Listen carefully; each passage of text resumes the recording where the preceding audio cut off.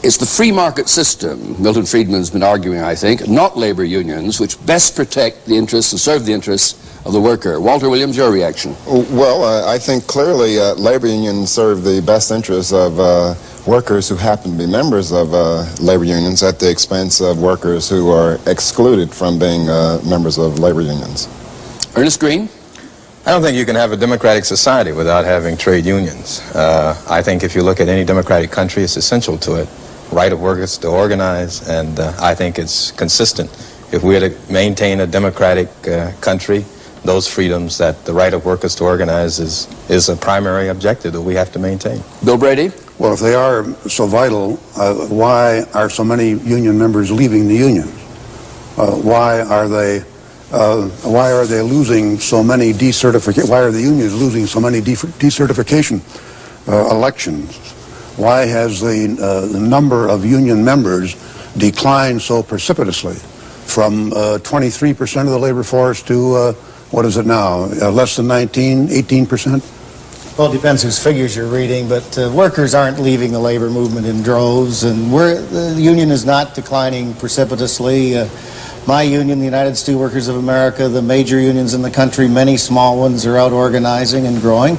The mix of work in the society is changing. We have some employers, as we saw in the film, who can't wait to rush off to the South and try to get in an anti-union environment and invest their money in prosperity in the South instead of in the North. And surely if you invest money anywhere, you're going to have prosperity. So we also have a mix in terms of civil service and service workers, where we have employers who have grumbled on that film. I don't know that if you invest money anywhere that you're going to have prosperity.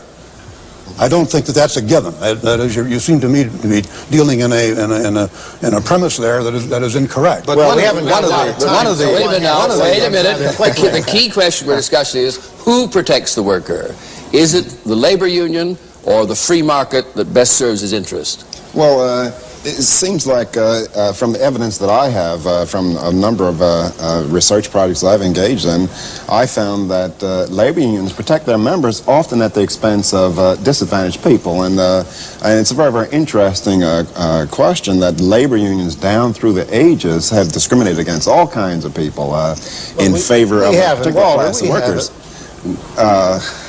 We find that labor unions have gone out on strikes and have murdered and maimed people because other people sought entry. And in terms of Mr. Green's remark, he says that in a free democratic society we need labor unions. Yes, that is true. We need the right for voluntary association. That is, people have the right to form associations, but it should not be a requirement that you be a member of a labor union in order to establish a contract for employment. Can't we get some perspective in this, Walter?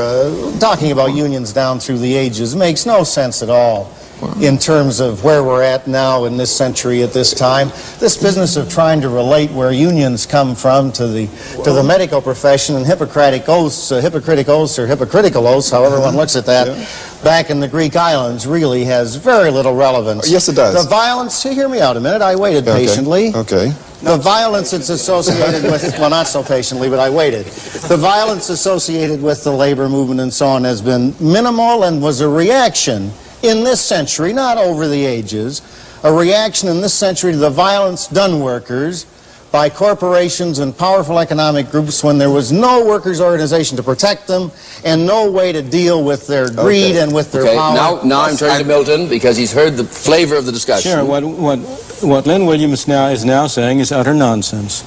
There's no two ways about it.